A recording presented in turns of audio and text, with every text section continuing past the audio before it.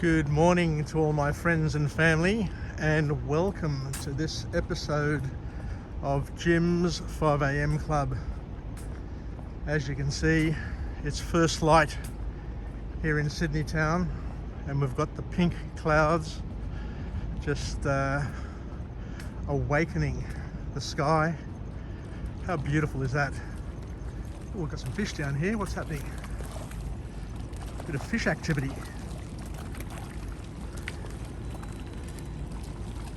That's all happening. The fish are jumping out of the water. The seagulls are coming to find out what's happening. How beautiful. Anyway, as you can see, it's just a glorious start. We've got first light. And if I look up here on the harbour bridge, the harbour bridge is shrouded in mist, in fog. And it is a absolutely magical start to the day. I just can't believe how lucky I am to be able to get off a train, be in a public space like this, and have these views, these magnificent views that are free to everybody. And I'm sure there are people from all over the world who would give their right arm to be in Sydney to enjoy the beauty of this country that we have. Anyway, let's see if we can get those pink clouds through this eye here in front of the MCA. And as you can see, I've got it.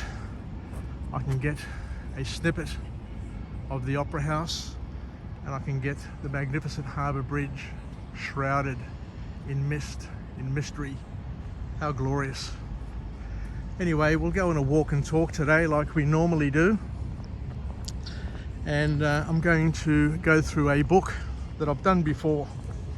I've got to be honest, I've done this book before, but there is so much in this book, so much learning, so many facts, so many life hacks that I will be returning to do this book over and over again, because it's one of those books that I guess one can use as a resource, and a book that can be read over and over again and enjoyed time and time again. Anyway, I'll just go over here and grab a vantage point and continue this vlog and go through this book called Factfullness. Factfulness by an author named Rosling. So here we go. I'm here at the International Passenger Terminal, and as you can see, I'm the only one here to enjoy this expression of love from God, and I guess a view that we get to see on a regular basis for those who live in Sydney town and have the foresight and the capacity to get up early and to come down and enjoy what's available. So what can we learn from this book, Factfulness?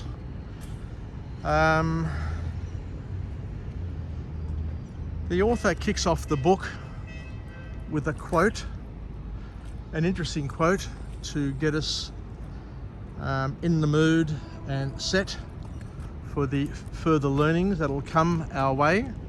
And he says that there is no room for facts when our heads are occupied by fear. Life is always, this is important, this is an important point, life is always better than what the news outlets make us believe. There is no such thing as East versus West. We are basically one world, especially in 2022, when we've got the pandemic sweeping across the world and basically making everybody equal in their suffering, equal to a certain extent in the opportunity to solve the problem. But the important point here is that the world has dramatically changed, and yet a lot of people's worldview is stuck in the past.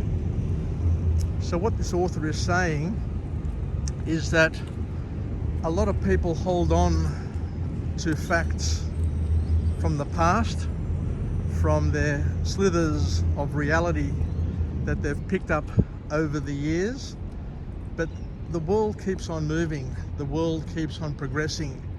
We move on, we get better, but sometimes we get stuck in a version of the world and we hold on to that version, thinking that it's going to continue forever and ever to be the same.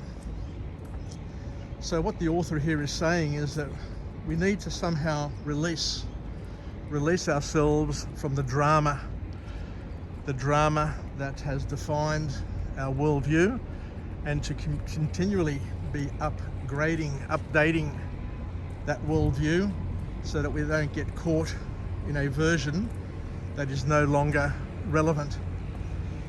So avoid being a drama queen, I guess, is the key point, because things are not as bad. Things are never as bad as what we think they are, and they're always never as bad as what the media portray it to be. Because as we know, as we've learned, the media will focus on the negative, will focus on the thing that will cause alarm, cause fear, uncertainty and doubt, because our human nature wants us to believe that there is danger out there that we can't manage, and it's going to impact us in a negative way. But the reality is, as we said, the world has moved on. Things are a lot better than what they once were. And the author makes a valid point that most people these days, most of us these days, live a much better life than what a king would have lived 200 years ago or 500 years ago. We have things available to us, a lifestyle available to each and every one of us that far surpasses the greatest lifestyles of the wealthy and the famous in days gone by. So much so that a homeowner in Sydney today is a millionaire. You know, who would have thought that the average person who owned a home in Blackdown or Mount Druitt would today be worth more than the urbanite who lived in Newtown and rented all their lives? Who would have thought that the person in Blacktown and Mount Druitt or Penrith or wherever would be better off than the person who was living the high life on rent in urban Sydney? Anyway, let's go a little bit more into this book. So I guess another important point to understand, and what a lot of people don't realise, is that China, the miracle of China, is so significant and is going to have such a massive impact on the world, on the emerging world, that a lot of us can't get our minds around.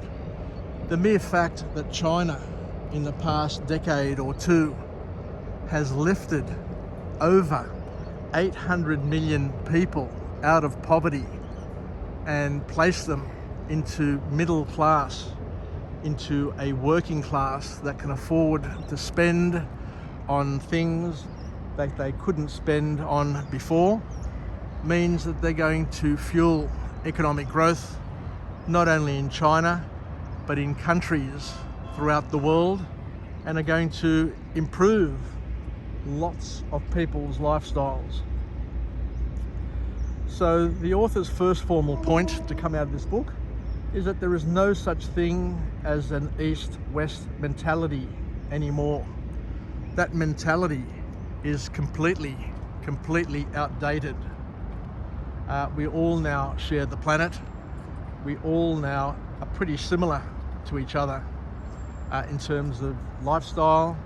So a youth growing up in China is probably no different to a youth growing up in New York, Sydney, Paris, London. They probably wear the same clothes, have the same thoughts, listen to the same music, and live a similar style of life. So what we're saying is that the East-West divide that once defined the world is no longer a relevant benchmark, is no longer a relevant baseline or blueprint to use to compare one with the other. And yet there are people who hold on to those blueprints and continually to think that there are differences and there are divides between A and B, when in actual fact they are not. And the author says that we are surrounded by two kinds of people: those who divide and those who unite. And the reason for this is based on a bias. This book here outlines 10 biases that have infected the way we see the world, the way we see things. And these biases, according to the author, impact the way we engage and the way we see life, and impact our worldview. But there are two kinds of people: the ones who want to look for the things that divide us, the mismatches, what's different. And there are people who are destined to try and unite the world, and they are called the matches, the people who look for what is similar in the world as opposed to what is different. And this is known as a bias called the gap instinct, and it's our tendency to want to see things in black and white, developed and developing, us versus them mentality. But what we're saying is, and what this author is telling us, is that this whole gap thing has disappeared over the past 20 years. And if you're using it in a way to describe and to understand the world around you, then your thinking is flawed and is outdated. Because if you go to China today, to Beijing, you're going to see a very different China to what you would have seen in 30 years ago, for example. And for most of us, our minds would be blown away, because you've got this old world mentality in terms of what China is, which doesn't match the real China as it is today. So the second point to come out of this book from this author is that the whole concept of population growth, increasing population growth, is blown out of proportion, because it is very likely that population growth will level off sooner rather than later, because population growth will never ever reach the apocalyptic levels once worried about and thought about, because as countries come out of poverty, as people grow their wealth and become less poor, I guess is best one way of saying it, then they tend to have fewer children. So it's something to think of and to help allay the worries that some of the negative Nancies have. And in fact, the reality is that population growth, global growth in population, is actually declining.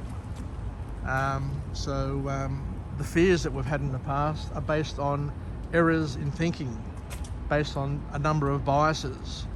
And the biases that the author talks about here, reminds us of, are biases such as straight line instinct, where people think that things will continue to go along the path that they've always gone along in the past. We've got a fear instinct, where we think that things will get worse and will spiral out of control. Now, once again, our irrational fears control the way we see things and the way we engage with the world. And there's another thing called a size instinct, where people basically can't get their head around big numbers, around proportions, and they tend to blow things out of proportion. And you see this a lot.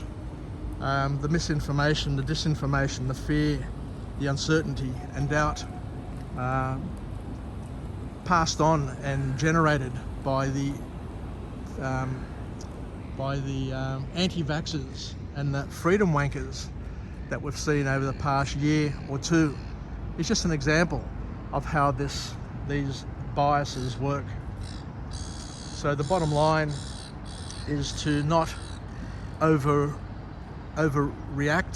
overrate, overemphasize things, because there are some people who just overdo it, and a knee-jerk reaction or a knee-jerk view of the future world, or the world as it may be, is completely out of line and needs to be, I guess, reviewed and adjusted. So the last point to come out of this book is where the author says that the only thing that allows you to see the world as it really is to look at everything from multiple angles. And the beautiful thing is that with the internet these days, we have the opportunity, the availability to share the worldview amongst billions of people who have access to the internet throughout the world. But the big challenge that one faces is that the internet is also infected by people who want to manipulate that worldview for political reasons. So once again, we've got a resource, we've got a tool, we've got something available to help us improve and to share a common basis. But that common basis is manipulated for political views in many things, in many ways. Another interesting point to come out of this book here, and it is interesting, it is very interesting indeed, where the author says that most of the fastest growing countries in the world are not democracies. So we need to understand that we just can't continue to use a single perspective to shape our worldview. And to do so would be flawed, and to encourage us, the call to action is to encourage people to travel, because travel is the thing that gives one the greatest perspective, because you're exposed to different cultures which offer different perspectives and different points of view. So and to base our worldview on facts rather than feelings, because as we said, the anti-vaxxers, the freedom wankers, the political right, the political left are all trying to shape our views and to manipulate our views of the world for their political purposes. But it's critical to understand that there are multiple perspectives that can be enjoyed, but one needs to be wider read, wider travelled, to be able to have a broader and deeper perspective of what is real and what is not real. And to be careful, to be very, very careful not to base a lot of things on the internet, on social media, because a lot of it can be flawed, can be manipulated, as we said, and we've seen it. We've seen it on social media over the past year or two in terms of the misinformation and disinformation that has surrounded the vaccination movement here in Australia and in every country of the world. So the big point, the last point to come out of this book, is where the author says that we basically need to acknowledge, embrace and manage our biases. And as I said, this book details the 10 key biases that impact the way we see things, the way we receive things, the way we embrace things, and the way we live things. And the biggest pleading from this author is to base our views on facts, on solid fact, as opposed to feeling and irrational fears that have been generated or inherited from third parties, from our families, our parents, who knows it. But what the author also says is that life, the world, is moving on in leaps and bounds. And if you're not constantly updating your worldview, if you're not constantly reading, being educated, traveling and mixing with different cultures and different people of different ages, different generations, different points of view, then you may get caught up and stuck in a world which is no longer relevant and no longer real. So thank you very much for joining me on this beautiful, magnificent episode of Jim's 5 a.m. Club on this magical, absolutely magical summer morning here at Circular Quay. It's just balmy, it's beautiful, there's no breeze. As you can see, the flags on the harbour bridge are limp, but it's just one of those days where I just thank my lucky stars that I live in this country, I live in this city, I work in this city, and I can come down here and be part of this absolute glory. This place known as Sydney, my magnificent city of Sydney. Take care, yassas, and we'll chat again. Bye for now.